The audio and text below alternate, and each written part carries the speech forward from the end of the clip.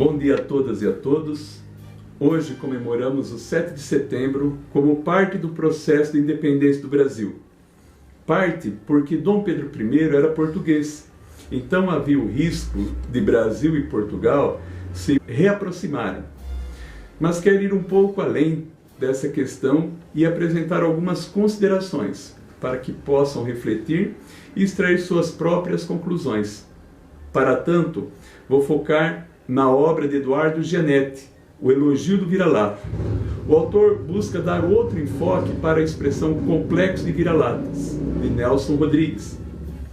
E em determinado momento, ele passa a explicar o termo a cultura da culpa, visão a qual os países ricos são ricos porque os países pobres são pobres, como se houvesse uma relação de causa e efeito entre riqueza de um e a pobreza de outros. A crença de que a riqueza dos países ricos saiu da pobreza dos pobres fazia todo sentido na era colonial. Boa parte da riqueza das metrópoles naquela época foi de fato fruto da expoliação do trabalho e dos recursos naturais de suas colônias.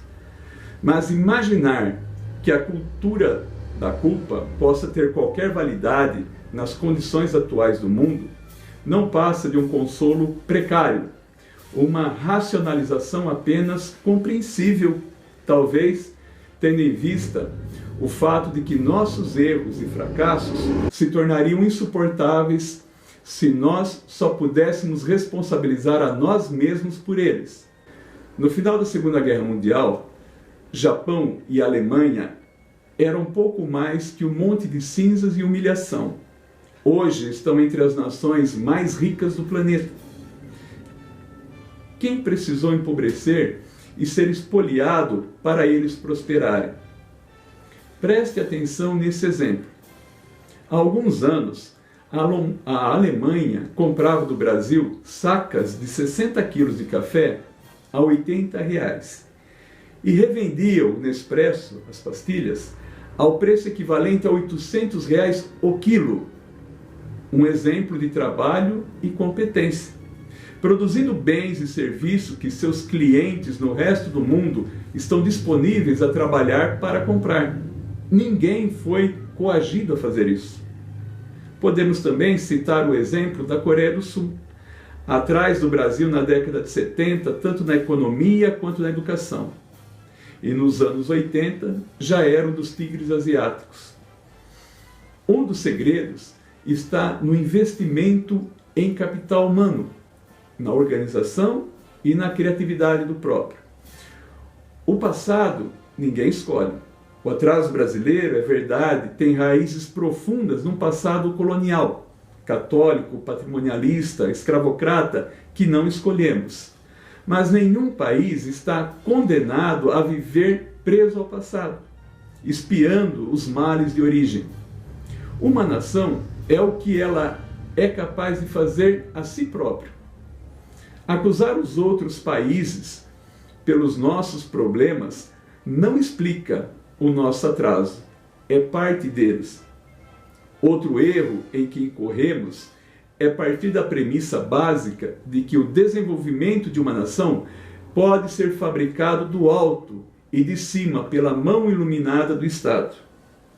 Muitos são exemplos desse equívoco, que do litoral de Angra dos Reis surgiria uma grande potência nuclear, que da Zona Franca, em plena floresta amazônica, seria a estufa de uma indústria eletrônica florescente, e outros tantos equívocos. O que se esqueceu é que o processo de desenvolvimento de uma nação depende de instituições adequadas e principalmente da formação de uma base ética e educacional, o capital humano em sentido amplo. Isso se manifesta no grau da capacidade dos indivíduos para trabalho qualificado, inovações científicas e tecnológicas, a liderança individual e coletiva, a organização na vida pública e empresarial. Esse capital humano é constituído não só pelo resultado dos investimentos das famílias e do setor público na qualificação produtiva dos indivíduos, mas também por elementos de natureza ética, como, por exemplo, a confiança que podemos depositar uns nos outros, os valores que regem as escolhas, a capacidade de sacrificar em alguma medida o presente tendo em vista um benefício futuro, ou ainda a capacidade das pessoas de agir consistentemente com base nos seus interesses comuns. Penso que muitas dessas considerações foram e continuam sendo contempladas na linda história da Coeba, corporificadas não na totalidade, isso é impossível, mas na grande maioria dos envolvidos, cooperados, membros da diretoria, da administração, professores, alunos e funcionários. Mas, retomando o raciocínio sobre a independência de um país, temos que considerar o setor público.